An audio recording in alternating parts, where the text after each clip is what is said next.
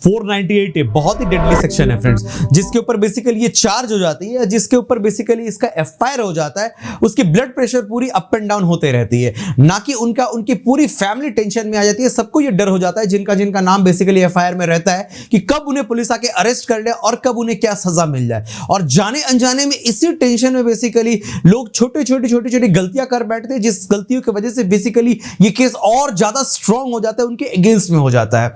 ये छोटी छोटी गलतियां जो बेसिकली करते हैं, ये सारी गलतियों को हम स्टॉप कर सकते हैं फ्रेंड्स। आज इस वीडियो में पूरे में एंड तक इसी मैटर में डिस्कस करने वाला हूं, छोटी छोटी गलतियां जो आपको नहीं करनी है, या 5 इंपॉर्टेंट टिप्स बेसिकली जिससे ये केस कमजोर हो सकता है। कुछ सीआरपीसी एंड सीपीसी के सेक्शंस में डिस्कस करूंगा, जिसके तहत पूरा मामला आपकी तरफ कन्वर्ट हो जाएगा और आप बिना एंटीसिपेटरी बेल लिए इस केस को क्रॉस कर सकते हैं। हाय फ्रेंड्स, मेरा नाम है एडवोकेट मनोज कुमार सिंह और बने रहिए इस वीडियो में पूरे एंड तक, ताकि आपको एंटायर ये छोटे छोटे टिप्स में 5 डिफरेंट पॉइंट्स में समझा सकूं, ताकि आप अपना 498A बिना एंटीसिपेटरी बेल का क्रॉस करवा सकते हैं। अगर आपके अगेंस्ट में कोई 498A का एफआईआर लॉन्च करवा दिया किसी ने, तो बेसिकली आपको सबसे पहला स्टेप जो लेना है, उस शहर के एसपी, डीएसपी या कमिश्नरेट ऑफिस में एक कंप्लेन दर्ज करवानी है, काउंटर कंप्लेन।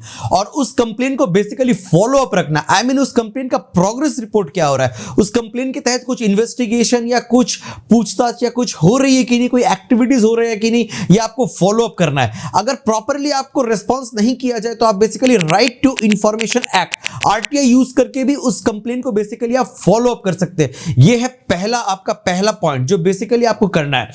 टिप नंबर 2, आपके ऊपर जब 498A का एफआईआर रजिस्टर्ड हो गया, आप इंस्टेंटली कोर्ट न चले जाए एंटीसिपेटरी बेल लेने के लिए, बिकॉज कभी कभी ये एंटीसिपेटरी बेल बैकफायर हो जाता है। आई मीन आपको एंटीसिपेटरी बेल मिलेगी नहीं और आप अरेस्ट कर लिए जाओगे।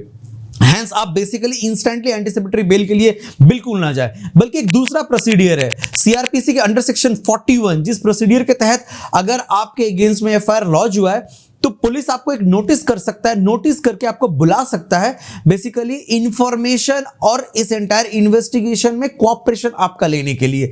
तो ये under section 41A of CrPC होती है। और सुप्रीम कोर्ट ने एक रीसेंट जजमेंट जो Arnesh Kumar versus state of Bihar हुआ है, उसमें सुप्रीम कोर्ट ने स्ट्रिक्ट हिदायत दी है पुलिस को कि हर एक क्रिमिनल कंप्लेंट में या कॉग्निजेबल ऑफेंस में आप अरेस्ट नहीं कर सकते हो।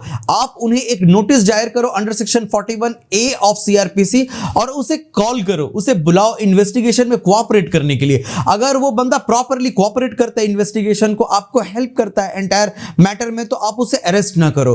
तो आप पुलिस के ऊपर क्या करें, स्ट्रिक्टली प्रेशर बनाए रखें कि वो एक आपको नोटिस जारी करे 41A सीआरपीसी के तहत, और आपको इंस्टेंटली इससे एंटीसिपेटरी बेल भी लेने की कोई जरूरत नहीं है। टिप नंबर 3, एफआईआर रजिस्टर्ड हो जाने के बाद या चार्जशीट फाइल हो जाने के बाद आप प्रॉपरली उस एफआईआर को या चार्जशीट को देखें और उसमें कुछ ग्राउंड सर्च करने की कोशिश करें जो आपने नहीं किया हुआ है। ऐसा कुछ ग्राउंड्स, आई मीन वेग ग्राउंड्स या फॉल्स ग्राउंड, ऐसा या अनजस्टिफाइड ग्राउंड्स अगर उसमें मिले, तो आप बेसिकली उस मैटर में हाई कोर्ट जाएं और एक पिटीशन फाइल करवाएं इस एफआईआर को क्रॉस करने के लिए। यह है टिप नंबर 3। टिप नंबर 4, जब चार्जशीट पुलिस कोर्ट में फाइल कर देती है, आप उस वक्त भी कुछ ग्राउंड्स पे ध्यान दें। अगर कुछ ग्राउंड्स वैसे प्रॉपर मिले, तो आप एक डिस्चार्ज पिटीशन फाइल करवाएं, petition of discharge under section 239 of CrPC, जिसके तहत बेसिकली कुछ ग्राउंड्स है, जैसे अनजस्टिफाइबल ग्राउंड्स, फिर फॉल्स ग्राउंड्स। ऐसे अगर कुछ ग्राउंड्स मिले तो आप एक पिटीशन फाइल करवाएं, दैट इज डिस्चार्ज पिटीशन, जिसके तहत बेसिकली आपको वो रिलीज कर सकते हैं।